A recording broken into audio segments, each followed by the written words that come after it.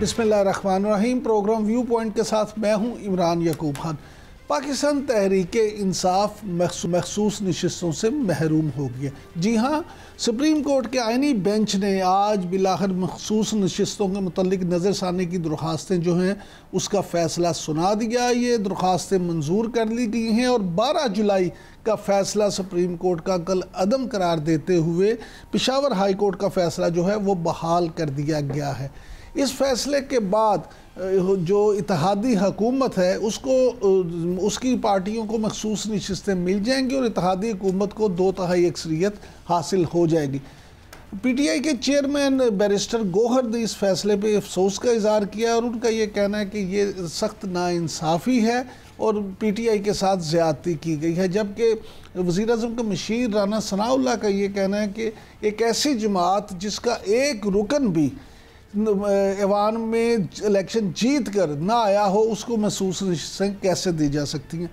इस पे प्रोग्राम में बात करेंगे। माहिर कानून जहांगीर जदून साहब हमारे साथ होंगे, उनकी राय ली जाएगी और उसके बाद प्रोग्राम दूसरे हिस्से में हम बात करेंगे कि इसराइल और ईरान जंग के बाद खित्ते में क्या हो रहा है, क्या सूरत हाल बनेगी आइंदा, और सदर ट्रंप की जो अमन की कोशिश हैं क्या वो फ़लस्तीन में भी अमन करवा सकेंगे। 2 रियासती फार्मूला जो दिया जा रहा है क्या उससे इसराइल और फ़लस्तीन के दरमियान गज़ा में होने वाली जंग बंदी हो जाएगी, मुमकिन होगी। और फिर प्रोग्राम में इस बात पे भी गुफ्तगू की जाएगी कि ईरान को जो सदर ट्रंप कुछ मशरूत तौर पे इजाज़त दे रहे हैं क्या उससे पाकिस्तान और ईरान की तजारत का हजम भी बढ़ेगा। बहुत शुक्रिया जहांगीर जदून साहब, आपने वक्त दिया। सर, यही से शुरू कर लेते हैं कि ये जो फ़ैसला आज सुप्रीम कोर्ट के आइनी बेंच ने सुनाया है और जिस फैसले के बाद अब आइनी बेंच ने क्योंकि मखसूस नशिस्तों पे जो नज़रसानी की दरख्वास्तें थी वो मंजूर कर ली हैं, तो आप इस फैसले को किस नज़र से देखते हैं। बहुत शुक्रिया। देखें, इस फैसले का आपको बैकग्राउंड का पता हो कि जब से इलेक्शन कमीशन के अंदर इलेक्शन शुरू हुआ उसी वक्त से जो है एक पॉलिटिकल पार्टीज जो थी उनके अंदर ये पाई जाती थी बात, और एक साल पहले लोग कह रहे थे कि ये वाली सीटें जो है वो PTI को नहीं मिलेंगी। तो अब देखें ना, आइन और कानून में तो अगर आप एक बेंच का एक फैसला आपको पहले ही पता हो उस पर हमेशा फिर आपको पता है सवाल उठते हैं, उंगलियां उठती हैं कि ये किस तरह का फैसला है। तो जो जज साहबान पहले मौजूद थे पहले फैसले में जो 12 जुलाई को आया है उनको तो 2-3 के अलावा इसमें बेंच में शामिल नहीं किया गया। अब ये एक बहस है कि जी आइनी बेंच था, वो आइनी बेंच नहीं है। तो आइनी बेंच में उनको शामिल किया जा सकता था, उनको इसलिए शामिल नहीं किया गया था कि हो सकता है कि वो अपना वही फैसला बरकरार रखें जिस तरह के 2 जजों ने बरकरार रखा है। तो इस तरह से आप कह सकते हैं कि ये तवक्को था, एक मुतवक्के था ये फैसला यही आएगा। तो जो फैसले मुतवक्के होते हैं कि ये आएंगे तो उनकी मतलब एक कानून और आइन में वो पोजीशन नहीं होती जो होनी चाहिए कि मेरिट बेस्ड फैसला हो। तो आप देखें ना, इसमें सबसे बड़ा फ्लॉज ये है कि आप एक सुप्रीम कोर्ट जो है आइन के अंदर लिखा हुआ है कि आपने जितनी भी पॉलिटिकल पार्टीज हैं उनकी जो असेंबली के अंदर मौजूदगी होगी उस प्रोपोर्शनेट जो सीटें होगी वो रिजर्व वो उनको मिलेंगी। मिसाल के तौर पर अगर एक पार्टी की इलेक्टेड जो 5 सीटें हैं उनको प्रोपोर्शनेट अगर 1 सीट मिलती है तो वो उनको मिलेगी। तो अगर 5 को 7 सीटें मिल रही हैं रिजर्व तो वो किस आइन और कानून के तहत मिलेगी, इसको आप सुप्रीम कोर्ट ने बताना होगा कि क्या उन्होंने को इस फैसले थे आइन के अंदर तरमीम तो नहीं कर दी। जिस तरह पहले फैसले में लिखा था कि उनको 3 दिन का टाइम चाहिए, उनको 15 दिन क्यों दे दिया है, वो तो एक लॉ के अंदर लिखा हुआ है। तो लॉ की इंटरप्रिटेशन भी जो है सर्कमस्टांसेस में सुप्रीम कोर्ट कर सकती है, लेकिन आइन के अंदर जो बात वाज़ेह तौर पे लिखी गई है जिसकी इंटरप्रिटेशन की ज़रूरत ही नहीं है, तो उस तरह फिर कोई सुप्रीम कोर्ट जो है रिव्यू में वो उसको किस तरह नए सिरे से इंटरप्रेट कर रही है। लेकिन जदून साहब, यहाँ ये भी एक मामला है जिस तरह के वज़ीर-ए-आज़म के मशीर राना सनाउल्लाह साहब का ये कहना है कि जो जमात इलेक्शन में जिसने हिस्सा ही नहीं लिया या जिसका एक रुकन भी जीत कर ऐवान में नहीं पहुंचा उसको महसूस नशिस्तें कैसे दी जा सकती हैं। नहीं, देखें, वो तो अगर वो जमात नहीं है, बिल्कुल अगर उस जमात कोई एंटिटी नहीं है तो सुप्रीम कोर्ट ने कहा जमात तो PTI खत्म नहीं थी, उनका निशान खत्म हुआ था। और उन्होंने कहा इलेक्शन कमीशन को आपको पता है डांट पिलाई कि आपने किस तरह कहा है जी कि बतौर जमात ये ख़त्म हो गई है। तो आप इस फैसले से तो यही लग रहा है कि वो पीटीआई बतौर पार्टी भी ख़त्म हो गई है। हालांकि सुप्रीम कोर्ट ने कैटेगोरिकली कहा था कि आपसे इलेक्शन सिंबल लिया गया है, बतौर जमात आपको ख़त्म नहीं किया गया था, आप एज ए पार्टी एग्जिस्ट कर रहे थे। लेकिन अभी तो जो सूरत हाल है इसमें तो वो पीटीआई जो अभी रिव्यू है उसका मतलब है कि बतौर पीटीआई पार्टी भी ख़त्म है, वो एग्जिस्ट ही नहीं कर रही है अवाम में।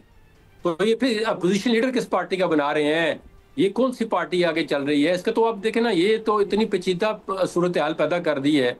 अगर पीटीआई पार्टी नहीं है वहां पे तो आप फिर कौन सी लीडर पार्टी का जो है वो अपोजिशन लीडर बना रहे हैं, कौन सी पार्टी के एमएनए को पब्लिक अकाउंट्स अच्छा कमेटी के चेयरमैन की सीट दे रहे हैं। सर ये फरमाइएगा कि बैरिस्टर गोहर जो चेयरमैन है पीटीआई के, उनका ये कहना है कि जी ये तो पता था हमें कि ये फैसला आएगा, लेकिन ये बड़ी ज़्यादती है और ये इसमें आप ये देखें कि ये फैसला जैसे ही 26वीं आईनी तरमीम ख़त्म होगी तो ये फैसला भी अपने आप ख़त्म हो जाएगा। तो आप क्या समझते हैं कि जब उन्हें ये पता था तो फिर कुछ लोगों का ये ख्याल है कि जो वकला की टीम पीटीआई की तरफ से पेश हो रही थी उनका भी आपस में मौक़िफ़ एक नहीं था, उसका भी उन्हें नुकसान हुआ? नहीं देखें, ये वकला पे मलबा जो डालना ये मेरे ख्याल में, मेरी अपनी ज़ाती राय में वो ठीक नहीं है। जो भी वकला अपने क्लाइंट का केस लेता है और अदालत में उसकी जिम्मेदारी होती है। बाहर से बैठ के बातें करना जी वकला ने ये नहीं किया वो नहीं किया, तो जो मैदान के अंदर प्लेयर होता है जो खेल रहा होता है उसको पता होता है कि मैंने किस तरह खेलना है। उससे गलती भी हो सकती है, ज़रूरी नहीं है कि वो हर काम ठीक करे, लेकिन उसकी जिम्मेदारी उससे क्लाइंट पे पड़ती है, उसका नुकसान जो होता है क्लाइंट होता है। लेकिन देखे ना, अगर आपको बेंच की कंपोजिशन से ही पता चल जाए कि ये फैसला मेरे खिलाफ आएगा तो फिर उससे वकला का रोल खत्म हो जाता है। आप बेशक जितने बड़े से बड़ा वकील खड़ा कर दें, तो जज अगर ये डिटर्मिनेशन कर लें या उनका मेजॉरिटी का ये फैसला हो, आप देखें ना, लोगों को ख्वाब आई, अभी एक टीवी चैनल पे जो है फैसल वाडा की बात सुने, उसने कहा जी मैंने 1 साल पहले बता दिया था कि ये सीटें जो है पीटीआई को नहीं मिलेगी। क्या ऐसे लोगों को ख्वाब आती है कि ये नहीं मिलेगी? और पीटीआई वालों को भी पता था कि जब ये बेंच कंपोजिशन हो रही है, ये पहले भी जमाने में होता रहा है। साकब निसार साहब जो बेंच बनाते थे, हमें पता था कि ये फैसला जो है ये अगेंस्ट आएगा उनके, तो पीटीआई की फेवर में आएगा। तो इस तरह के जो भी बेंच बनते हैं, चाहे वो पीटीआई के अगेंस्ट बने, पीटीआई की फेवर में बने, किसी भी पार्टी के, देखें बतौर पार्टी आप देखें, अगर यही फैसला मुस्लिम लीग के खिलाफ आता तो क्या मैं कहता ये कि सही फैसला है या मैं इस फैसले को एक्सेप्ट करता? मुझे यहाँ पे सोचना चाहिए।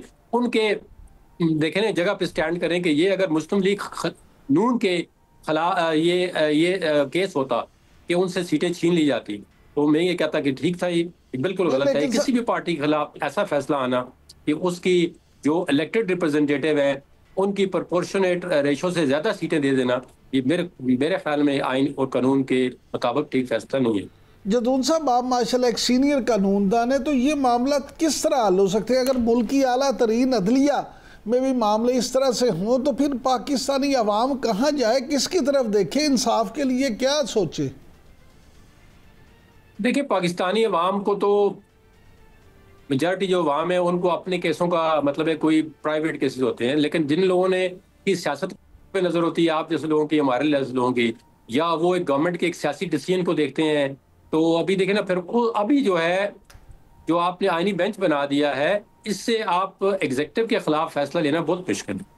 एग्जेक्टिव के खिलाफ ये कोई आईनी बेंच, इसकी इतनी जरूरत नहीं है कि वो इसके खिलाफ फैसला दे सके। देखें ना, जिस बेंच की कंपोजिशन पे ही लोगों को एतराज हो, या जो 26वीं आईनी तरमीम जिस तरह पास की गई है उसके हिसाब से देखें, तो मेरे कोई अंदाज़ा नहीं है ना कि आप जिस तरह एग्जेक्टिव चाहेगी वो अपनी चीज़ों को मैनेज कर लेगी, तोड़ मोड़ लेगी। अब फिर एक देखें, अगर कोई बंदा ये एक्सेप्ट कर रहा है कि हाइब्रिड निज़ाम है मुल्क के अंदर, एक सिटिंग मिनिस्टर कह रहा है, जो मैं अप्रिशिएट करता हूँ, उसे सच कहा है, उसकी इस बात को बड़ा अप्रिशिएट करने सच कहा है, तो हाइब्रिड निज़ाम में तो कोई रूल ऑफ लॉ और आइन की बात नहीं कर सकता। फिर आइन और रूल ऑफ लॉ की बात तो नहीं है, फिर आप तो रूल ऑफ रूलर की बात करें। अगर देखें ना, गवर्नमेंट का एक सिटिंग मिनिस्टर ये कह रहा है कि हाइब्रिड निज़ाम एक्सेप्ट हो रहा है, तो हाइब्रिड निज़ाम के अंदर तो फिर रूल ऑफ लॉ या डेमोक्रेसी की बात जो है वो उस हद तक नहीं कर सकते कि जिस तरह इन ट्रू सेंस डेमोक्रेसी होती है। हमारे मुल्क में अब ये आहिस्ता आहिस्ता, अब आप इसमें आर्गूमेंट कर सकते नहीं कि वो अब बंदा अच्छा नहीं है, वो अच्छा न होने की वजह ये है कि हम ये गलत काम जो है करें।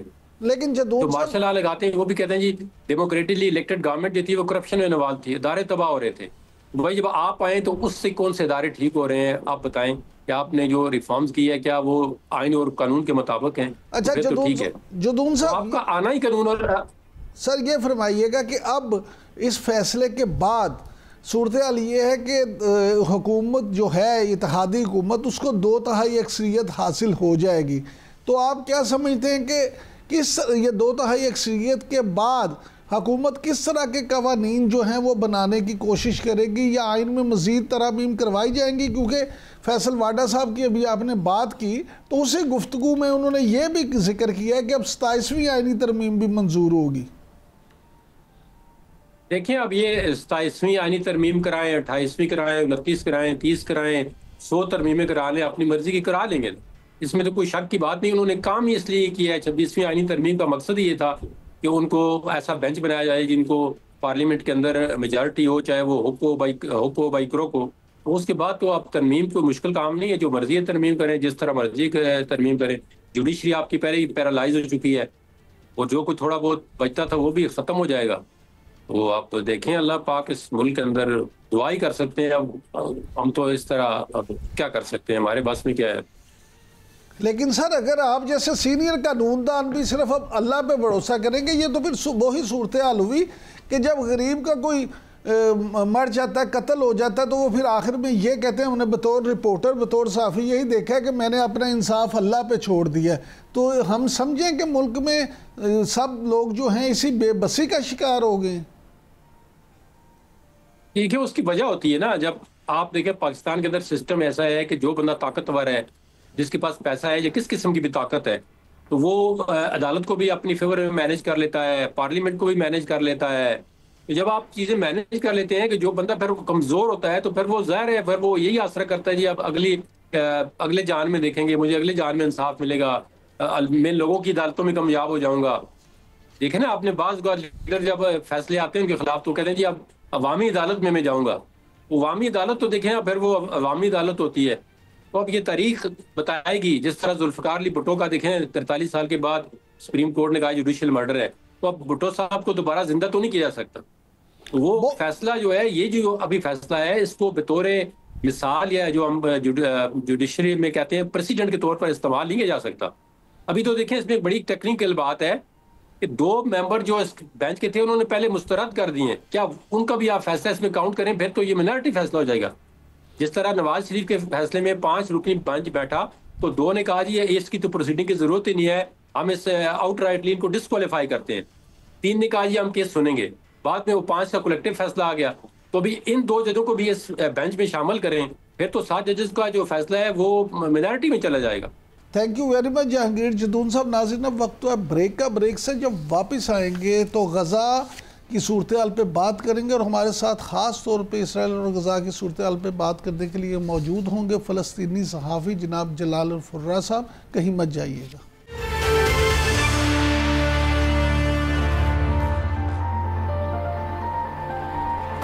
Welcome back. नाज़रीन, अमरीकी मीडिया के हवाले से ये ख़बर सामने आई है कि इसराइल गज़ा में जंग बंदी और मसले के हल के लिए तैयार हो गया है, और मंसूबा ये बनाया गया है कि 2 रियासती जो फार्मूला था उस पर अमल किया जाए, और गज़ा जो है उसको अरब ममालिक के हवाले कर दिया जाए। क्या वाकई ही ऐसा है, और क्या इससे मसला फ़लस्तीन हल हो जाएगा? इस पे बात करने के लिए ख़ास तौर पे आज हमने अपने प्रोग्राम में दावत दी है जनाब जलाल अल-फुर्रा साहब को, जो कि फ़लस्तीनी सहाफ़ी हैं और इस मौजू पे बहुत कमांड रखते हैं। थैंक यू वेरी मच जलाल भाई, आपने वक्त दिया।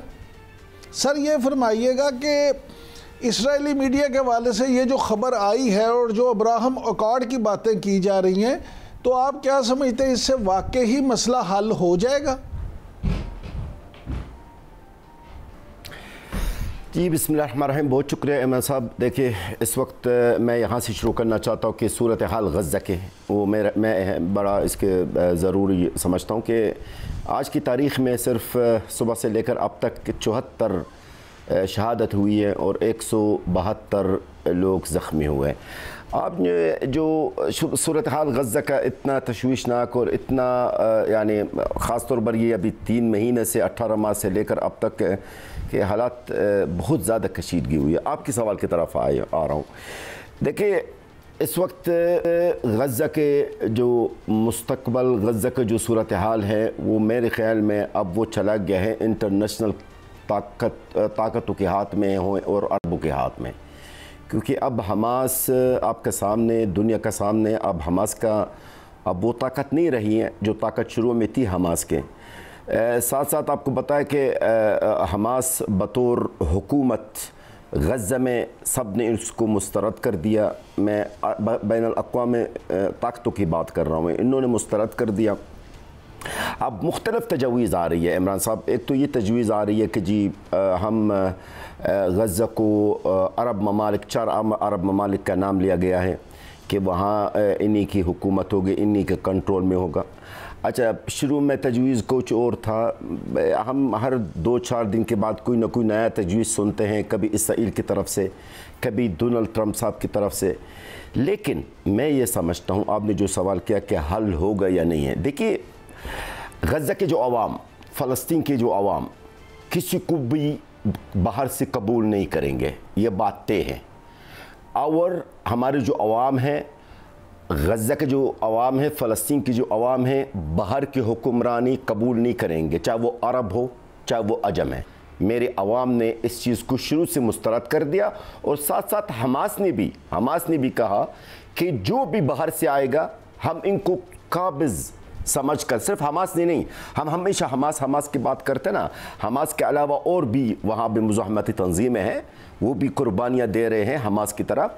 तो जितनी भी मुज़ाहमती तंजीम वहाँ पर मौजूद है, इन्होंने कहा जो भी बाहर से आएगा हम इसको मुस्तरद करेंगे, चाहे वो अरब इमारात हो, चाहे वो मिस्र हो, चाहे पाकिस्तान क्यों ना हो। ठीक है, लिहाजा मेरे ख्याल में ये इसका कोई सोल्यूशन नहीं है। सोल्यूशन यही है 2 स्टेट सॉल्यूशंस है, 2 स्टेट सॉल्यूशन है जिस पर हम एग्री राज़ी है। जबकि ये अगर देखा जाए, इसराइल का वजूद नाजायज़ है, इसराइल का क़याम शुरू से है नाजायज़ है। इसके बावजूद भी हम जो फ़लस्तीनी अभी भी उस पर राज़ी हो रहे हैं। क्यों राज़ी हो रहा है? क्योंकि हम उम्मत मुस्लिमा का हाल देख रहे हैं, हमारे जो अरब का हाल देख रहे हैं। तो ज़ाहिर है जब आप कमज़ोर पड़ होते हैं ना, तो आप अपने मुतालबात से दस्तबरदार हो जाता है। हमारे मुतालबा जो ये थी शुरू से, इसराइल का ज़वाल, इसराइल का ख़ात्मा, लेकिन जब हमने देख लिया 1948 से लेकर आज तक हम अकेले हैं, हमारे उम्मत मुस्लिमा का हाल आपके सामने, अरबों का हाल आपके सामने, तो अब हम उस पर मजबूर हुए। जलाल साहब, यहाँ पे 2-3 चीज़ें जो बड़ी अहम है।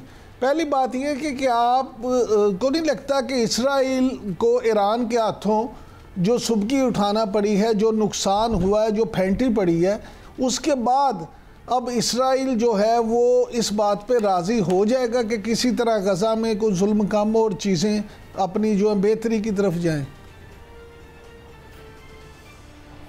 बड़ा अच्छा सवाल किया आपने, लेकिन 3 चीज़ें मैं, मुझे थोड़ा सा मौका दीजिएगा तो मैं एक आज ब्रेकिंग न्यूज़ देना चाहता हूँ जो शायद आज मुअर्रखा, मेरे ख्याल आज जुमा का दिन है, 27 तारीख़ है ना, आज 27 तारीख़ है, 27 जून।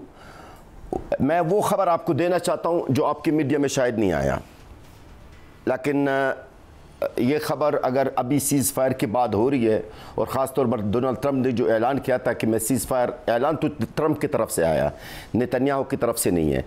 इन्होंने जो जुमला कहा था सीज़ फायर का कि विदिन 2 वीक्स, 2 हफ्ते के अंदर सीज़ फायर होगा, गज़ा के अंदर ये जंग बंद होगा। ये अब ये मेरी जो बातें मैं करना चाह रहा हूँ, इस बात को कोई ना समझे कि मैं किसी की खुशामद करता हूँ, क्योंकि मैं किसी से तनख्वाह नहीं लेता हूँ और खुशामद करने मेरी आदत नहीं है। 3-4 हज़ार प्रोग्राम मेरे इस जंग के, आप इसको चेक कर ले, देख ले, तो आपको मेरी तबीयत का पता चल जाएगा। मैं किसी का खुशामद करना आती नहीं मुझे, और ना मैं किसी से तनख्वाह लेता हूँ। एक अगर आप मुझसे पूछें कि अभी अगर सीज़ फायर हो रहा है या सीज़ फायर की बातें हो रही है 2 हफ्ते के अंदर, तो इसका क्रेडिट किसको जाता है? तो इससे एक ज़ाहिर है हमारे कुछ अरबों की जो कोशिश है इसको मैं 50% देता हूँ। और जो हमारे गज़ा के अवाम की जो साबित कदमी रही और जो मुजाहिदीन की मुज़ाहमत है, इसको मैं 50% देता हूँ, 50% पाकिस्तान को। अब कहेंगे पाकिस्तान का क्या ताल्लुक़ है, ज़ाहिर अभी आपके मीडिया वाले बड़े सवालात करना शुरू करेंगे। इसका जवाब मैं आपको देता हूँ। कुछ दिन पहले पाकिस्तान का गैर सियासी नहीं था वो, एक मुअज़्ज़ज़ शख्सियत ने अमेरिका का दौरा करके आया है। उस मुअज़्ज़ज़ शख्सियत ने गज़ा का इश्यू डोनाल्ड ट्रंप के सामने रखा है। ये इसका जिक्र नहीं हुआ, लेकिन मेरे पास जो सोर्स इन्फॉर्मेशन है कभी गलत साबित नहीं हुआ। उस मुअज़्ज़ज़ शख्सियत ने है, वो सियासी नहीं है, ठीक है। शायद आप समझ गए होंगे, आपके नजरीन भी समझ जाएंगे। आप सुपर सलार की बात कर रहे हैं, शख्सियत ने जोर दिया है हमारा जो मुअज़्ज़ज़ फील्ड मार्शल जो मार्शल जनाब आसिम मुनीर साहब ने बाकायदा, ये मेरे पास जो इंफॉर्मेशन, मैं भी आई एम रॉन्ग, मैं भी, लेकिन मेरे इंफॉर्मेशन जो मेरा सोर्स है इंफॉर्मेशन का, अल्हम्दुलिल्लाह हमेशा दुरुस्त साबित होता है। मैं आज ये कहूँगा, और ये बतौर की ब्रेकिंग न्यूज़ है, कि आसिम मुनीर साहब ने गज़ा का इश्यू टेबल पे रखा है डोनाल्ड ट्रंप के सामने, और इन्होंने इस बात पर जोर दिया है कि गज़ा के अंदर जंग बंद होनी चाहिए। ख़ित्ता के अंदर और पूरा आलम के अंदर, दुनिया के अंदर ख़तरा फैलता जा रहा है इस जंग की वजह से। इस जंग की वजह से बदअमनी फैलती जा रही है। ये मेरे पास जो इंफॉर्मेशन आई है, और साथ साथ इन्होंने ये भी जुमला इन्होंने रखा है डोनाल्ड ट्रंप के सामने कि गज़ा के अवाम के साथ बहुत ही जुल्म हो रहा है, और मेरे ख्याल इस जुल्म का ख़ात्मा होनी चाहिए।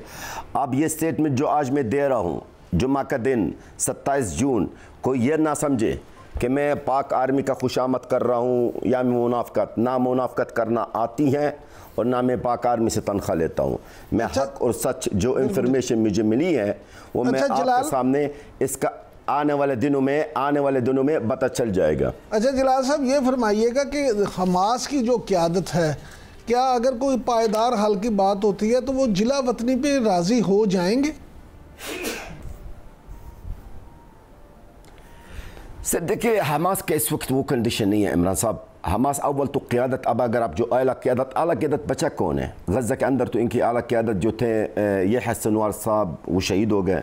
फिर इनके बाद मोहम्मद सिनवार साहब वो शहीद हो गया, अलबरदवील साहब वो भी शहीद हो गए, मोहम्मद दैफ साहब वो भी शहीद हो गए। इनकी जो आला क़यादत का जो जुमला है, अब इतनी कोई बड़ी क़यादत नहीं रही है गज़ा के अंदर है। इनकी जो आला क़यादत हमास के ऑलरेडी पहले से वो बाहर जा चुके थे, जिनमें से वो इस्माइल हनिया साहब है, खालिद मिशाल साहब हैं, सालेह अल अरूरी साहब हैं। अब उनमें से सिर्फ यहया मशाल साहब माशाल्लाह ज़िंदा, अल्लाह इनको ज़िंदगी दे। बाकी आपके सामने इस्माइल हनिया साहब को शहीद कर दिया गया है, तहरान के अंदर है। सालेह अल अरूरी साहब को लेबनान के अंदर शहीद कर दिया गया है। तो मेरे ख्याल में अभी बिल्कुल यही होगा। और हमास इस वक्त मेरे ख्याल में हमास के साथ वही खेल किया जा रहा है जो यासर आफात के साथ किया गया है 90 की दहाइयों में और 80 की दहाइयों में, कि उनको तंग करके रखा है पूरी दुनिया में। तो मेरे ख्याल में हमास आमादा हो जाएगा इस बात पे जी। अच्छा जलाल साहब, आपने अभी जो field marshal general Asim Munir साहब के हवाले से बात की, तो आपकी बात को थोड़ी सी तक़वियत इस तरह से भी मिलती है कि पाकिस्तान के जो वज़ीर दाखिला हैं मोहसिन नकवी साहब, उनका कहना है कि उम्मीद है कि डोनाल्ड ट्रंप जो हैं वो जल्द ही गज़ा में जंग बंदी करवा देंगे और पाकिस्तान मसला फ़लस्तीन के 2 रियासती हल का हामी है। क्योंकि मोहसिन नकवी साहब भी उस दौरे में मौजूद थे, तो आप क्या समझते हैं कि ये जो मामला है इस तरह से अगर हल हो जाता है तो अमेरिका जो है उसके इस फैसले के बाद क्या पायदार अमन कायम हो जाएगा वहाँ पे? सर अव्वल सबसे पहले बात तो ये कि मोहसिन नकवी साहब, आप सेंसर ना कीजिए मेरी बात। मोहसिन नकवी साहब बतौर एक से पॉलिटिकल या जो भी है, मेरे से उनको साइड पर रखे, हुकूमत पाकिस्तान को आप साइड पर रखे, इनका क्रेडिट ज़ीरो। जिस शख्सियत का नाम मैंने लिया है, जिस शख्सियत का नाम, जिस मुअज़्ज़ज़ शख्सियत का नाम लिया है, चीफ ऑफ आर्मी स्टाफ, मैं इन्हीं का नाम लेता हूँ और इन्हीं की नाम भी बात कह रहा हूँ आपको। इन्फॉर्मेशन जो मुझे मिली है यही है। और अगर आपने और आपके नाजरीन ने एक बात नोट किया होगा, डोनाल्ड ट्रंप ने जब बयान दिया था तो उस वक्त chief of army staff, Pakistan का चीफ ऑफ आर्मी स्टाफ उस वक्त भी अमेरिका में मौजूद था, ठीक है। लेकिन ट्रंप तो है नफसियाती मरीज़, आपको पता है, हर चीज़ का क्रेडिट लेना चाहता है। वो अपना आपको अमन का चैम्पियन पेश कर रहा है, दुनिया के सामने कर रहा है कत्लेआम। तो मेरे ख्याल में वो ये शायद मेरे अपने ज़ाती तज्ज़िया यही है, वो शो नहीं करना चाहता था कि जनरल फील्ड मार्शल साहब जो आसिम मुनीर साहब ने मुझसे ये चीज़ मांगी है, बल्कि ज़ोर दिया इसके ऊपर है। और इस बात पे आसिम मुनीर साहब के और डोनाल्ड ट्रंप के बहुत काफ़ी हद तक बहस मुबाहसा हुआ है। ये बाद में आपको इंफॉर्मेशन दे रहा हूँ, आप इसको वेरीफाई कर ले, ये दुरुस्त है मेरी इंफॉर्मेशन, मेरी इंफॉर्मेशन गलत नहीं है। बहुत शुक्रिया साहब, बहुत शुक्रिया नाज़रीन, आपने जलाल महमूद की गुफ्तगू सुनी। अब वक्त है ब्रेक का। ब्रेक से जब वापस आएंगे तो हमारे साथ मौजूद होंगे सरदार मसूद अहमद खान साहब। Stay with us.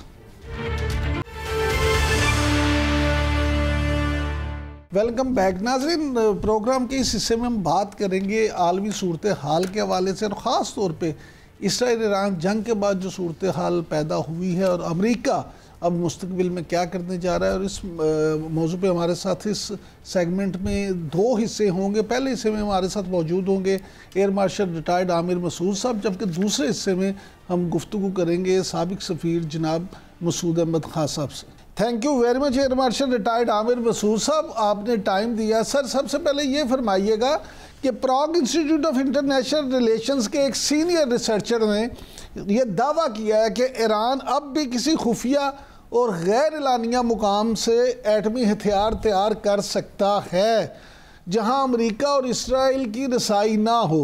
आप इस हवाले से क्या कहेंगे कि ये शुमाली कोरिया और ईरान के भी करीब आने की बातें हो रही हैं, क्या वाकई ही ये 2025 में ये मुमकिन है कि कहीं अमेरिका की रसाई ना हो? बिस्मिल्लाहिर्रहमानिर्रहीम, बहुत शुक्रिया आपका जी। देखें, अमेरिका की रसाई वाला तो आप समझें कि उनकी रसाई तो ज़रूर होगी, लेकिन शायद जिस तरह से ईरान ने अभी भी तैयारी की हुई थी और हमें अंदाज़ा हुआ कि जिस तरह उन्होंने अपने मिसाइलों को, अपने ड्रोन्स को और अपने ये न्यूक्लियर इंस्टॉलेशंस को काफ़ी डीप जो है वो स्टोर किया हुआ है। और मेरा ख्याल में यही एक उनकी हिकमत अमली थी जिसने उनकी काफ़ी सारे असासों को बचाया भी।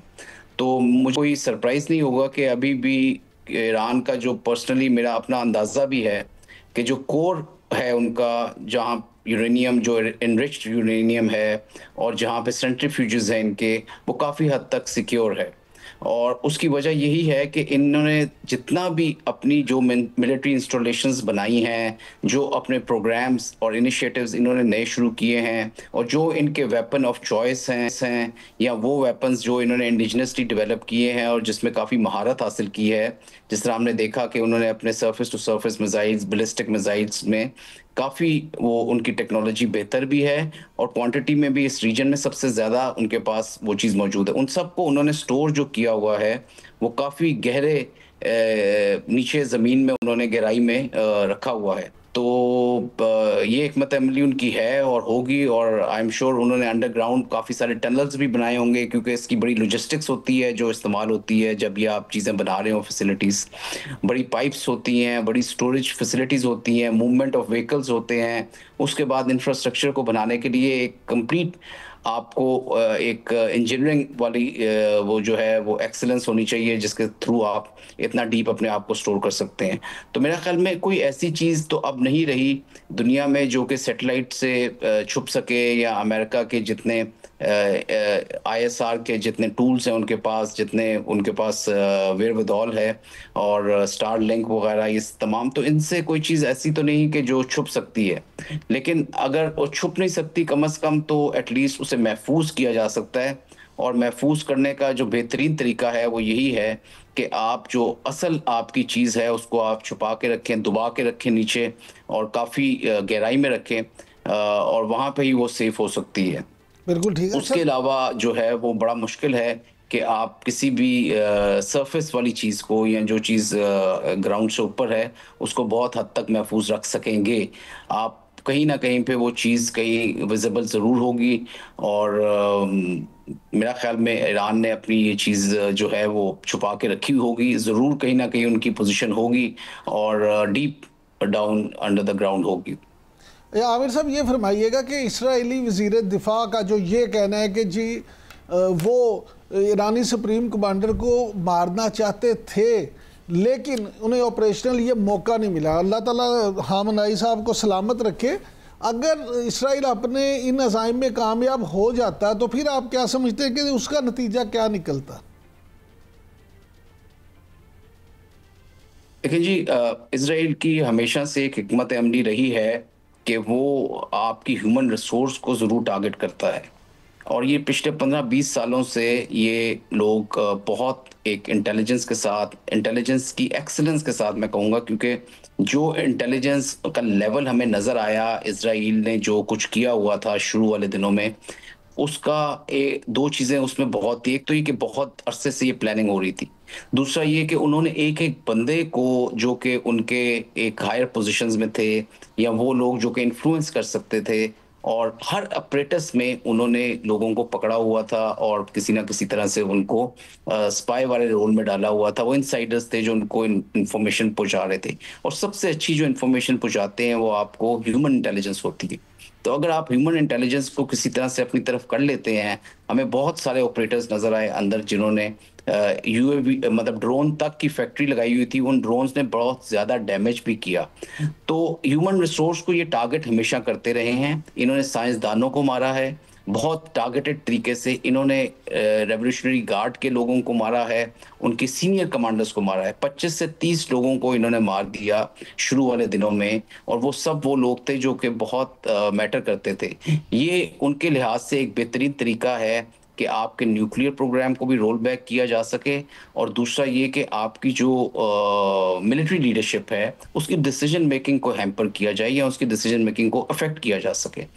तो लेकिन मैं समझता हूँ कि ये चीज़ उन्होंने डेफिनेटली जो इनके सुप्रीम लीडर है उनके खिलाफ भी ये हथकंडे इस्तेमाल कर रहे होंगे, लेकिन चूंकि ईरानियों को इनका काफ़ी अरसे से तरीक़ाकार और जो स्ट्रेटजी है उसका अंदाज़ा हो चुका हुआ है, तो उन्होंने मेरा ख्याल में ये कुछ लेयर्स ऑफ प्रोटेक्शन रखे होंगे, कुछ रिडंडेंसी उसमें रखी होगी, कुछ उसमें एक सिक्योरिटी वाला एलिमेंट ज़्यादा हद तक रखा होगा सुप्रीम लीडर के लिए कि वो इनके बस में नहीं, इसके इनके मतलब वो ट्रैक नहीं कर सके, क्योंकि इनके पास डिफरेंट टूल्स हैं ट्रैकिंग के।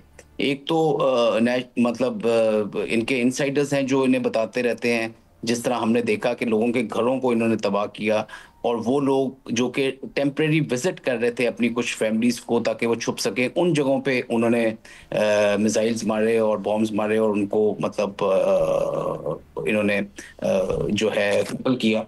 तो इसके अलावा जो मैं समझता हूँ कि इन्होंने जो खामिनी सुप्रीम लीडर साहब हैं उनको भी काफी हद तक टारगेट किया होगा।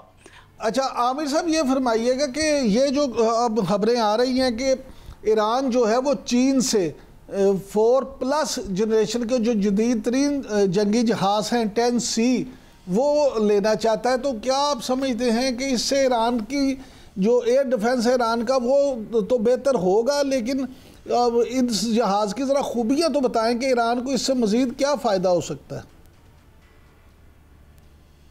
जी बिल्कुल, देखें हमने जंग में देखा कि ईरान की जो सबसे बड़ी कमजोरी थी वो उसकी एयर फोर्स थी, और एयर फोर्स हमने अपनी जंग में देखा कि वो सबसे बड़ी स्ट्रेंथ थी हमारी, और एयर फोर्स का होना जो है वो बहुत ज़रूरी है किसी भी मॉडर्न वॉरफेयर के लिए, और जहाज़ जो हैं वो एयर फोर्स की सुपीरियरिटी के लिए या air force control of air के लिए बहुत इंपॉर्टेंट रोल प्ले करते हैं, और ये हमने तमाम जंगों में देखा है जितनी भी मॉडर्न वॉरफेयर हुई हैं और जो आने वाले दिनों में हो भी सकती हैं। तो जहाज़ अच्छे होना जो है वो बहुत ज़रूरी है एयर फोर्स के लिए, और उसी के वजह से हम दूसरी एयर फोर्स को नुकसान भी पहुंचा सकते हैं। सर, और अपनी डिफेंस आमिर साहब सॉरी टू इंटरप्ट यू, लेकिन यहाँ पे एक सवाल ये भी है कि पाकिस्तान ने जो इंडिया के साथ हालिया जंग हुई उसमें ये तो पूरी दुनिया में साबित कर दिया कि अच्छे जहाज़ जो हैं वो तो अपना काम दिखा सकते हैं, दुश्मन को नाको चने चबवा सकते हैं, लेकिन उसके लिए अच्छा ह्यूमन रिसोर्स भी ज़रूरी है जो उनको ऑपरेट करे। तो ये सारी जो सूरत हाल है पाकिस्तान ने सारी दुनिया को मुतासिर तो किया है, लेकिन क्या ईरान के पास वो रिसोर्स मौजूद है? जी देखिए, मैं समझता हूँ जहाज भी होना और ह्यूमन रिसोर्स होना दोनों लाजिम और मलजूम है। दोनों का होना बहुत जरूरी है। अगर ह्यूमन रिसोर्स आपकी बहुत अच्छी है लेकिन आपके पास अगर थर्ड जनरेशन एयरक्राफ्ट जिस तरह ईरानियन के पास थे, तो आप ह्यूमन रिसोर्स से भी कोई फायदा नहीं उठवा सकते, क्योंकि आजकल जो जंग है वो बियॉन्ड विजुअल रेंज हो चुकी है और उसके लिए आपको इस तरह के हथियार जो है वो डिफरेंस जरूर क्रिएट करते हैं। यस, अगर जिस तरह के हमारे थे मामलात इंडिया के साथ के एक ही तरह की तकरीबन टेक्नोलॉजी थी और उनके राफेल थोड़े से बल्कि आप समझे कि बेहतर भी थे हमसे, लेकिन हमारी ह्यूमन रिसोर्स ने वो फर्क जो है उसको पूरा भी किया और बल्कि उससे उनसे बहुत बेहतर परफॉर्म किया। तो मैं समझता हूँ कि ईरानियन पायलट्स, हमें याद है कि जब हम एकेडमी में होते थे तो उस वक्त हमारे साथ वो ट्रेनिंग लेते थे और वो अच्छे मतलब पायलट्स थे। काफ़ी उनकी जो ह्यूमन रिसोर्स थी वो काफ़ी काबिल थी और उस वक्त ईरान और इराक की हालांकि जंग हो रही थी उन दिनों में, ये मैं अर्ली 80s की बात कर रहा हूँ, और ईरान और इराक दोनों के पायलट्स आते थे, लेकिन पाकिस्तानियों ने जो उन्हें ट्रेनिंग दी तो जो उनके पायलट्स निकले ख़ासतौर पर ईरान के जो थे वो काफ़ी बेहतर थे। तो मैं समझता हूँ कि ईरान की ह्यूमन रिसोर्स जो है काफ़ी काबिल ह्यूमन रिसोर्स है। एकेडमिकली जो है ये लोग काफ़ी काबिल हैं और इन्हें अगर अच्छी ट्रेनिंग मिले, पाकिस्तान जैसे मुल्क से जहाँ पे एयरफोर्स बहुत मैच्योर हो चुकी है, ट्रेनिंग हमारी बहुत मैच्योर है, बहुत हाईटेक है, बहुत मॉडर्न ट्रेनिंग है और ट्रेनिंग टूल्स भी हमारे पास मौजूद हैं, ह्यूमन रिसोर्स भी मौजूद है, तो अच्छी ट्रेनिंग अगर इन्हें मिले तो मुझे कोई शक नहीं कि ईरानियंस जो हैं वो अपनी फ़ज़ाइया को बहुत, अपने एयरफोर्स को बहुत बेहतर कर सकते हैं। और उसके साथ J-10, जिस तरह आपने कहा, J-10 बहुत कैपेबल जहाज़ हैं और चाइना एक ऐसा मुल्क है जो कि उनको डेफिनेटली इस मामले में बहुत सपोर्ट कर सकता है। और J-10 में की खूबियाँ तो आप जानते ही हैं, मुझे ज़्यादा उसकी तशरीह करने की ज़रूरत नहीं है। PL-15 के साथ उसकी जो एक कॉम्बिनेशन है वो बहुत अच्छा कॉम्बिनेशन है। तो मेरा ख्याल में उन्हें चाइनीज़ टेक्नोलॉजी को ज़रूर देखना चाहिए, ज़रूर लेना चाहिए, उसकी ट्रेनिंग करनी चाहिए और आज से शुरू कर देनी चाहिए। ये वो एक एरिया था जो कि ईरानियन का कमज़ोर देखा गया और जिसकी वजह से उनको काफ़ी नुकसान भी हुआ, जिनकी वजह से उनके काफ़ी इंफ्रास्ट्रक्चर को, उनकी ह्यूमन रिसोर्स को और मिलिट्री इंस्टॉलेशंस को काफ़ी नुकसान हुआ, क्योंकि बेतरख जो है इजराइल ने और बाद में अमेरिका ने भी उन पे बमबारी की, जिसकी वजह से उनको मतलब लग रहा था कि पूरा जो कंट्रोल ऑफ एयर है वो इजराइल के पास है, और जो था भी एक्चुअली। तो बिल्कुल उनको नए जहाज़ लेने चाहिए चाइना से और अपनी एयरफोर्स को मजबूत करना चाहिए। अच्छा सर, ये फरमाइएगा कि अभी आपने नुकसान की बात की, तो ईरानी खबररसा इदारे ने यह कहा है कि जी जो ईरान इसराइल जंग हुई है उसमें 12 रोज़ा जंग के दौरान इसराइल को तकरीबन 12 अरब डॉलर जो है उनका बराह रास्त नुकसान पहुंचा, जबकि मजमूई नुकसान 20 अरब डॉलर तक है। तो क्या ये कहा जा सकता है कि इस जंग ने इसराइल को दिवालिया कर दिया? जी देखें, अमेरिकन ने इसराइल को मिलिट्री इक्विपमेंट में बहुत सपोर्ट किया है। मैं बिल्कुल इस बात से एग्री करता हूँ कि बहुत ज़्यादा नुकसान हुआ है इसराइल का, लेकिन दिवालिया मैं नहीं समझता कि वो हुए होंगे, क्योंकि उनकी इकॉनमी काफ़ी स्ट्रांग है, उनके पास बहुत सपोर्ट है अमेरिका की भी और वेस्ट की भी, और मुझे नहीं लगता कि कभी कोई उन्हें दिवालिया होने देगा, चाहे वो इंटरनेशनल मॉनेटरी ऑर्गेनाइजेशंस हैं या जो हमारी ग्लोबल पावर्स हैं, ग्लोबल नॉर्थ वाली जितनी भी पावर्स हैं। और दूसरी चीज़ ये कि मिलिट्री इक्विपमेंट उन्होंने बहुत इस्तेमाल किया है, तो ये उनको डेफिनेटली इतना अमाउंट ज़रूर लगा होगा, अगर मतलब थोड़ा बहुत आप कम कर लें, मगर ये कि काफ़ी उनका जो है मिलिट्री इक्विपमेंट इस्तेमाल हुआ है। और पेट्रियो और जिस तरह के मिसाइल उन्होंने इस्तेमाल किए हैं, स्पेशली जो आयरन डोम में थे, जो उनके डेविड शील्ड में थे, और सबसे ज़्यादा जो एरो 3 मिसाइल हैं वो सबसे ज़्यादा महंगे मिसाइल हैं, सो उन्होंने बेतहाशा वो इस्तेमाल किए हैं। और फिर भी मतलब कुछ जाके बैलिस्टिक मिसाइल ईरान के लगे हैं, लेकिन वो बहुत एक्सपेंसिव मिसाइल्स हैं जो उनके हैं। और जिस तरह ईरान ने क्लेम किया है कि उन्होंने कोई F-35 जो है इनके मारे भी हैं, तो अगर ऐसा है तो डेफिनेटली वो भी बहुत महंगा जहाज़ है, तो कॉस्ट तो डेफिनेटली होती है वॉर में। लेकिन इजराइल ने, क्योंकि एक छोटा मुल्क है, उसने अपने आप को पूरी तरह से प्रोटेक्ट करना था कि बिल्कुल नुकसान ना हो, तो जितना एक्सपेंसिव सिस्टम उसने लगाया हुआ है अपनी एयर डिफेंस के लिए, वो उन मिसाइलों से बहुत महंगा है जो इनको उसको मारे गए ईरान की तरफ से।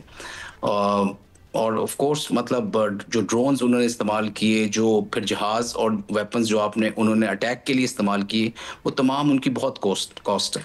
बहुत शुक्रिया एयर मार्शल आमिर मसूद साहब। शंघाई ताउन तंजीम का जो इजलास हुआ है उसमें इंडिया को जो सुबकी उठाना पड़ी है उसकी वजूहात क्या हैं, और इन सारे मौज़ूआत पर बात करने के लिए आज ख़ास तौर पे हमारे साथ मौजूद हैं साबिक सदर आज़ाद कश्मीर और साबिक सफ़ीर पाकिस्तान के जो अमेरिका में रहे हैं सरदार मसूद अहमद खान साहब। थैंक यू वेरी मच सरदार साहब, आपने टाइम दिया। सर यहीं से शुरू कर लेते हैं कि डोनाल्ड ट्रंप ने ईरान पर अमेरिकी पाबंदियों में नरमी का इंदिया देते हुए जो ये कहा है कि तेहरान तामीर नौ के लिए तेल बेच सकता है, इससे ईरान के माशी मसाइल क्या ठीक हो जाएंगे, इसका किस हद तक इम्कान है, और क्या आप ये समझते हैं कि अब मौजूदा हालात में पाकिस्तान और ईरान की तजारत भी बढ़ जाएगी? जी, इसमें एक बहुत अहम नुक्ता है, वो ये है कि चीन ने हालिया जंग इसराइल और ईरान की जंग जो है उसमें सिफारतकारी की थी सदर ट्रंप के कहने के ऊपर। उन्होंने चीन के ज़रिए एक पैगाम भिजवाया था ईरान को कि वो आबनाए हरमूज़ को न बंद करें, और चीन ने अगरचे ये कदम अपनी पार्लियामेंट से तो मंजूर करवा दिया था लेकिन इसके ऊपर अमल दरामद नहीं किया था। तो इस तरीके से जो है सदर ट्रंप ने ये जो इशारे दिए हैं कि वो चीन के साथ तेल की जो है ख़रीद फ़रोख्त कर सकता है, यानी फ़रोख्त कर सकता है ईरान, और उसके अलावा उन्होंने ईरान की तरफ भी कुछ झुकाव दिखाया। उसकी एक वजह यह भी है कि वो उनको दुनिया एक पीस मेकर के तौर पर जाने, और दूसरी वजह ये थी कि ईरान ने जब आखिरी शब कतर के ऊपर हमला किया तो उन्होंने अमेरिका और फिर कतर दोनों को पहले से ख़बरदार कर दिया था। तो इस वजह से चीन को एक तरीके से ये भी पस पर्दा, चीन की भी सफारती फतह है, उसने ईरान का साथ दिया और उसमें उसने बहुत ऐलान किए बगैर, चर्चा किए बगैर बहुत अहम सिफारतकारी भी की। अच्छा सरदार साहब, ये फरमाइएगा कि ये चीन का क्योंकि आपने जिक्र किया, तो चीन में ये जो शंघाई ताउन तंजीम का इजलास हुआ है, पाकिस्तान में इसको ये कहा जा रहा है कि दो तरह से कामयाबी मिली है, सिफारती कामयाबी। एक तो ये कि बलूचिस्तान में जो हमला है उसकी मजम्मत की गई, और दूसरा ये कि पहलगाम जो वाक़या है उसका जिक्र भी नहीं किया गया। इंडिया जो है हालांकि उसकी पूरी कोशिश थी। तो आप इन जो कामयाबियां हैं सिफारती, उनको किस नज़र से देखते हैं? ये एक तरीके से बड़ी कामयाबी है पाकिस्तान के लिए, लेकिन मेरा ख्याल है कि हिंदुस्तान खुद अपने पाँव पे कुल्हाड़ी मारता है। उसने शंघाई कोऑपरेशन ऑर्गेनाइजेशन में जो जिस किस्म के रवैये का मुजाहरा किया, जिस किस्म की पोजीशन ली, उससे उसकी बदनामी हुई है, जग हसाई हुई है। उन्होंने अपने आप को तन्हा किया है। और दूसरी ये है कि वो समझते थे कि जी किसी तरीके से ये इस तंजीम को आप गम और गुस्से की वजह से जो है रोन डालेंगे, तो ऐसा नहीं हुआ। बहाना उनका नुक्ता नज़र न चीन ने कबूल किया, ना रूस ने कबूल किया, ना उसके अलावा उज़्बेकिस्तान, काज़ाख्स्तान, ताजिकिस्तान, ईरान, किसी ने भी कबूल नहीं किया। तो उनका नुक्ता नज़र मुस्तरद कर दिया। उसके बरक्स जो है, जो कहते हैं कि जो एलामिया तैयार किया जा रहा था उसमें जाफ़र एक्सप्रेस का जिक्र था, कुलभूषण यादव का जिक्र था, और उसके बाद जो है बलूचिस्तान में जो भी हिंदुस्तान के दहशतगर्दी के हमले हुए हैं या उनकी सरपरस्ती में दहशतगर्दी के हमले हुए हैं उनका जिक्र था। तो ज़ाहिर है वो कबूल नहीं कर सकता था, और पहलगाम के कोई उनके पास सबूत मौजूद नहीं कि पाकिस्तान उसमें मुलव्वस था। और बैनुल-अक़वामी दुनिया की बारी बाद में आती है। वो अभी तक हिंदुस्तान के अंदर अपनी पार्लियामेंट और अपने इदारों और अपनी हुकूमत को ये नहीं बता सके कि वाकई उसमें कोई पाकिस्तान पस पुश था और उसकी कोई इस किस्म की स्पॉन्सरशिप थी।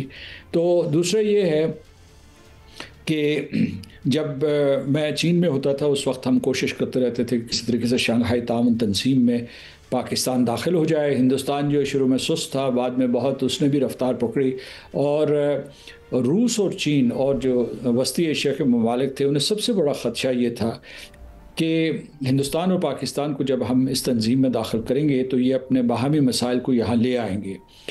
और वही हो रहा है। हम नहीं लाते, हम तो सिर्फ जो उसका अपना मैंडेट है या जो उसके अपने मकासद हैं उसके दायरे में रहते हुए जो अमूर हैं वो शंघाई कोऑपरेशन ऑर्गेनाइजेशन के सामने लाते हैं। लेकिन हिंदुस्तान जो है अपना झूठा एजेंडा वहाँ पेवस्त करने की कोशिश कर रहा है, तो उसे नाकामी हुई, पाकिस्तान को कामयाबी हुई। और फिर ये है कि वहाँ एक और जो है एक प्रोसीजरल हरकत भी हिंदुस्तान ने करने की कोशिश की। उसने ये किया कि अपनी बारी पे बोल के जो भी उन्होंने जहर अफशानी करनी थी वो करने के बाद इशारतन या वाज़ेह तौर पर, उसके बाद जब हमारे वज़ीर दिफा बोल गए तो उसके बाद उन्होंने बारी मांगी और उनको कहा था कि हमारे जो भी तकरीर की उसका जवाब दे सकें। लेकिन वहाँ जो मेज़बान थे उन्होंने सख्ती से उन्हें मना कर दिया है। आपने सही लफ्ज़ इस्तेमाल किया था, इस मामले में भी उनकी सुबकी हुई। बिल्कुल। अच्छा सरदार साहब, ये फरमाइएगा कि ईरान पे अगर पाबंदियाँ नर्म होती हैं जिस तरह के इंडिया दिया है प्रेसिडेंट ट्रंप ने, तो क्या आप समझते हैं कि इससे पाकिस्तान को भी फ़ायदा होगा तजारती हवाले से? जी यकीनन फ़ायदा होगा। मसलन जो हमारे ऊपर माशी पाबंदियाँ लगी हुई हैं, एक हमने जो ईरान पाकिस्तान गैस पाइपलाइन उसके सिलसिले में हमारा मसला उलझा हुआ है, ईरान की तरफ से तामीर मुकम्मल है, हमने उससे तामीर करना है और उसके बाद अगर हम तामीर न करेंगे तो पाकिस्तान के लिए जुर्माना है। तो अगर ये माशी पाबंदियाँ ईरान से उठती हैं तो पाकिस्तान उससे बराह रास्त मुस्तफ़ीद होगा। लेकिन दो तीन चीज़ों को जहन में रखिएगा कि अभी भी जो है इसराइल और ईरान के दरमियान जो जंगबंदी है वो बहुत फ्रेजाइल है और ये मसला उस वक्त तक नहीं हल हो सकता जब तक कि गज़ा के लिए भी कोई हल न ढूंढा जाए। क्योंकि गज़ा के सिलसिले में ये बयानात आते हैं कि उन्होंने कोई ऐसी मखलूत हुकूमत बनाने की को तजवीज़ दी है और सदर ट्रंप ये इशारा दे रहे हैं कि वो गज़ा में भी जंगबंदी करेंगे। तो ईरान जो है उसकी मुखालफत इसराइल से ये भी है कि वो गज़ा के ऊपर जुल्म कर रहा है। वैसे तो सारी की सारी जो है इस वक्त ह्यूमैनिटी, तमाम बैनुल-अक़वामी बरादरी इसराइल को की मज़म्मत कर रही है, लेकिन वाज़ेह तरीन अंदाज में जिस मुल्क ने इस पे एक मौक़िफ़ कायम किया है और अभी हाल ही में उन्होंने जो है इसराइल को निशाना भी बनाया है, वो ईरान है। सरदार साहब इतनी बर्बरियत, सरदार साहब इतनी बर्बरियत के बावजूद भी जो प्रेसिडेंट ट्रंप है उनके मशीर तो कह रहे हैं कि कुछ अरब ममालिक ऐसे हैं जो इसराइल को तस्लीम करने जा रहे हैं, तो इसमें कोई हकीकत है? जी इसमें से बहुत से ममालिक तो पहले ही तस्लीम कर चुके हैं। अमारात है, उसके बाद मिस्र जो है उसने तस्लीम किया हुआ है, उर्दन ने तस्लीम किया हुआ है, सूडान ने किया हुआ है, मोरक्को ने किया हुआ है। अभी जो सिर्फ जो आखिरी मुल्क रह गया था वो सऊदी अरब था। और जब मैं वाशिंगटन में होता था तो मुझे पता है कि सऊदी अरब के और अमरीकी वाइट हाउस के अंदर बाइडन एडमिनिस्ट्रेशन उस वक्त मुज़ाकरात चलते रहते थे। तो उस वक्त 3 नुकात के ऊपर गुफ्तगू हो रही थी। इनको कहते हैं असल में एब्राहिम अकॉर्ड्स, जो सदर ट्रंप ने पेश किए थे। तो सऊदी अरब उनके लिए आखिरी दीवार है जो उन्होंने अबूर करनी है और यकीनन पाकिस्तान भी है, लेकिन सऊदी अरब जो है वो उनकी अव्वल तरजीह है। उसमें सऊदी अरब की तरफ से 3 शराइत थी और मुझे तीसरी शर्त जो है पूरी होती नज़र नहीं आती। पहली ये थी कि अगर ईरान ने न्यूक्लियर असला हासिल किया तो वो भी ये इस्तेदाद हासिल करेंगे और अमेरिका से उन्होंने इस सिलसिले में मदद मांगी।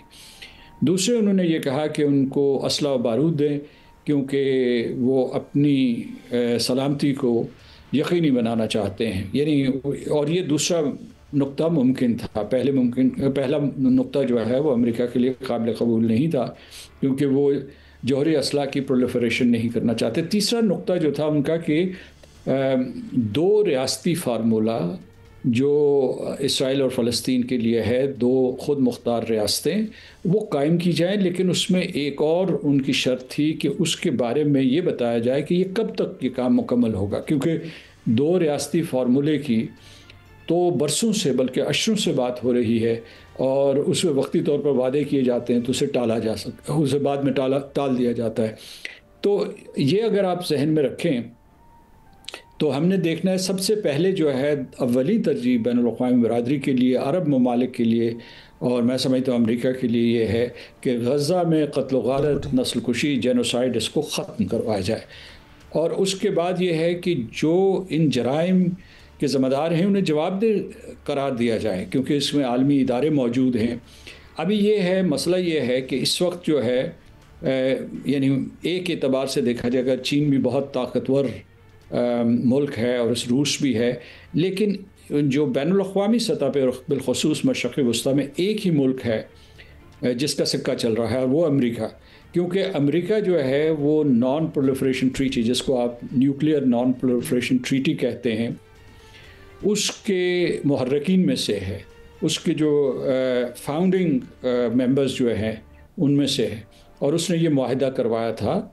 लेकिन इस मरतबा ख़ुद इसराइल के कहने पे अमेरिका जो एक जौहरी रियासत भी है और उसके अलावा अमेरिका जो है सलामती काउंसिल का मुस्तकिल रुकन भी है, उसने ईरान के ऊपर हमले किए। तो मैं इस वजह से ये आपको तनाजुर बता रहा हूँ कि मसाइल बहुत उलझे हुए हैं, और देखिए कि इसमें से क्या सिफारती कुंजी निकलती है जिसके ज़रिए फ़लस्तीन में हो सके, गज़ा में क़त्ल गारत गरी ख़त्म हो। हाँ साहब, आखिर में सिर्फ ये फरमाइएगा कि ये खबरें आ रही हैं कि पाकिस्तान ने इंडिया के बग़ैर सार्क को जो तंजीम है उसको फ़ाल करने का फ़ैसला किया, और चीन जो है वो भी बड़े भाई के तौर पे इसमें सरपरस्ती करेगा और इसमें शमूलियत करेगा। इससे आप क्या समझते हैं कि खित्ते में ख़ास तौर पे किस तरह की तब्दीली आएगी? ये एक बड़ा ही अच्छा कदम होगा, लेकिन मेरा ख्याल है नाकाबिल अमल नहीं है। उसकी वजह यह है कि हिंदुस्तान जनूबी एशिया का हिस्सा है। ये बात अपनी जगह पे दुरुस्त है कि हिंदुस्तान ने अपने हमसाया ममालिक से, जिसमें पाकिस्तान, बांग्लादेश, नेपाल, श्रीलंका और मालदीव्स और जो भी ममालिक हैं यहाँ उसकी परिफ्री में, इनके साथ अच्छे ताल्लुकात नहीं रखे हुए। और तारीख़ गवाह है कि पाकिस्तान ने, बांग्लादेश ने या नेपाल ने, श्रीलंका ने जब भी सार्क को मुतहर्रिक और फ़ाल बनाने की कोशिश की है, हिंदुस्तान एक दीवार बन के उसके सामने खड़ा रहा है। तो इस वजह से ये मुश्किल तो है, लेकिन ये है कि हमारी ये ख्वाहिश भी है, जनूबी एशिया की बाकी ममालिक की ये ख्वाहिश है कि वो एक दूसरे के साथ माशी तामुन करें। और जिस तरीके से आसियान एक तंजीम बनी हुई है, यूरोपियन यूनियन बनी हुई है, हम लोग भी एक दूसरे के साथ एक मुश्तरका तजारती मंडी बनाएं और एक लाहे अमल के तहत एक फ्रेमवर्क में एक दूसरे के मुल्क में सरमायाकारी करें। तो अगर ऐसा मुमकिन हो, मुझे होता नज़र नहीं आ रहा, लेकिन ये है बड़ा अच्छा हदफ और इसकी तरफ कदम उठाना चाहिए, जिसकी वजह से मुमकिन है हिंदुस्तान को होश आ जाए और उसके बाद जो है वो जो इसमें रुकावटें खड़ी करता है सार्क में, उसको ख़त्म कर दे। बहुत शुक्रिया सरदार मसूद अहमद। नाज़रीन, आज के लिए इतना ही। अब आपसे कल मुलाकात होगी। कल तक के लिए इजाज़त दीजिए। अल्लाह निगहबान।